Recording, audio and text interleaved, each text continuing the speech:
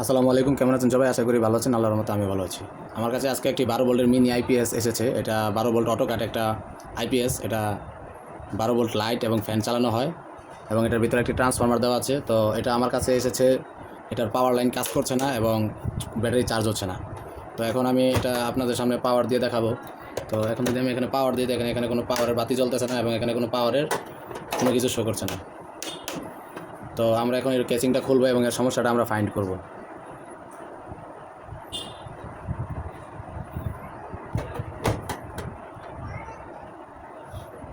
তো আমাদের এটা যদি পাওয়ার আসে তো এখানে একটা বাতি জ্বলবে।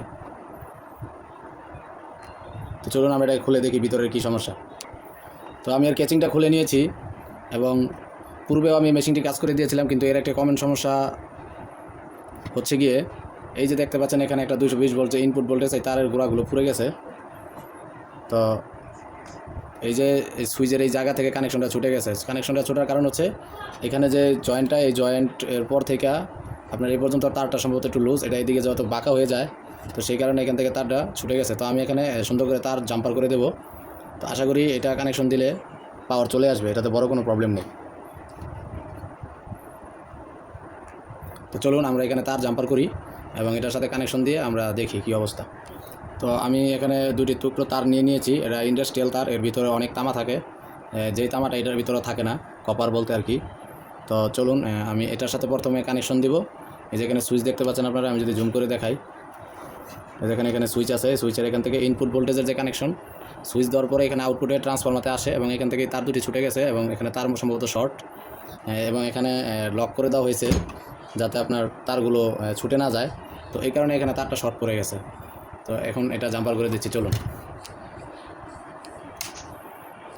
তো আমি ইনসুলেশনগুলো কেটে এর ভিতরের কভারগুলো বের করে নিয়েছি। তো চলুন এখন আমরা সোল্ডার করে দিই। তো আমি এখানেও সোল্ডার করে দিয়েছি এবং এখানেও সোল্ডার করে দিয়েছি। তো চলুন এখন আমরা পাওয়ার দিয়ে দেখি পাওয়ার আসে কিনা।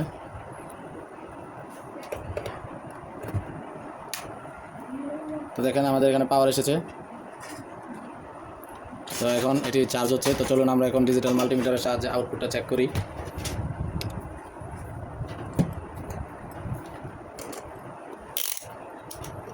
এবং কাজগুলো খুবই সতর্কতার সাথে করবেন যাতে আপনার এই শর্ট সার্কিট না হয়, এবং সবসময় সিরিজ লাইন ব্যবহার করবেন।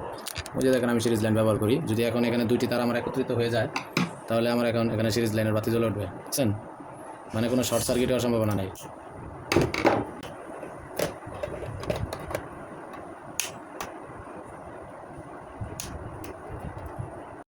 তো পূর্বের যে তারটি দেখতে পাচ্ছেন আমি এখান থেকে খুলে নিয়েছি। তো এটা খুবই নিম্নমানের তার, ভিতরে কিছুই নাই, এটা ভেঙে যাচ্ছে, এটা ভেঙে যাচ্ছে, হাতে টান দিলে ছিঁড়ে যাচ্ছে, এখানে কিছুই নাই। এটা খুবই নিম্নমানের তার দেখতে পাচ্ছেন। তারগুলো ভিতর থেকেও নষ্ট হয়ে গেছে, টেম্পার গেছে তারের, যে কারণে আমার ইনপুট ভোল্টেজের তারটা নষ্ট হয়ে গেছিলো বা আপনার সুইচের গোড়া থেকে ভেঙে গেছিলো। এর ভিতরের যেই কপারগুলো নেই, সরাসরি দেখতে পাচ্ছেন এটা তার ছিঁড়ে আসতেছে।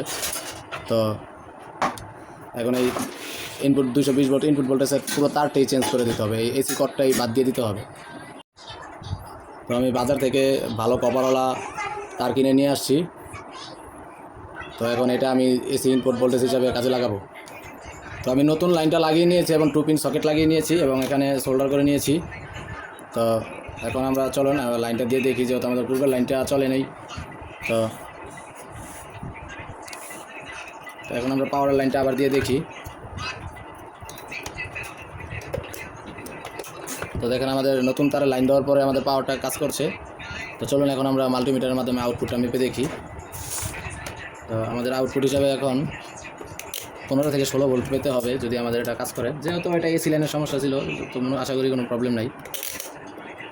দেখাই আপনাদেরকে পিছনের জ্যাক থেকে। তো এখন কিন্তু এখানে 12 ভোল্ট দেখাচ্ছে, 11 ভোল্ট 12 ভোল্ট দেখাচ্ছে।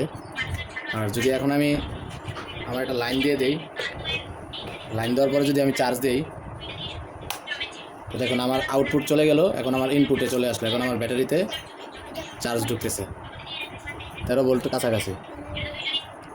তো এখন এটা সম্পূর্ণ সব কিছু ঠিক আছে, আউটপুট ইনপুট। তো চলুন আমরা এখন কেচিংটি লাগিয়ে দিয়ে এটা ডেলিভারি দিয়ে দেবো। তো আমি কিন্তু আমার কাজ শেষ করে ফেলেছি এবং আমি এটাকে কেচিং লাগিয়ে কমপ্লিট করে দিয়েছি।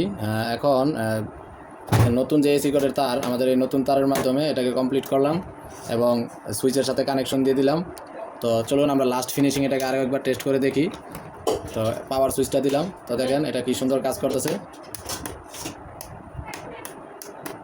এটা হচ্ছে কি আপনার আউটপুট এবং এটা হচ্ছে ইনপুট। তো যখন ইনপুট দেবো আউটপুট বন্ধ হয়ে যাবে, যখন আবার ইনপুট অফ করে দেবো তখন আবার আউটপুট রানিং হবে। তো আমাদের এটা কাজটা শেষ। ভালো থাকবেন, আল্লাহ হাফেজ।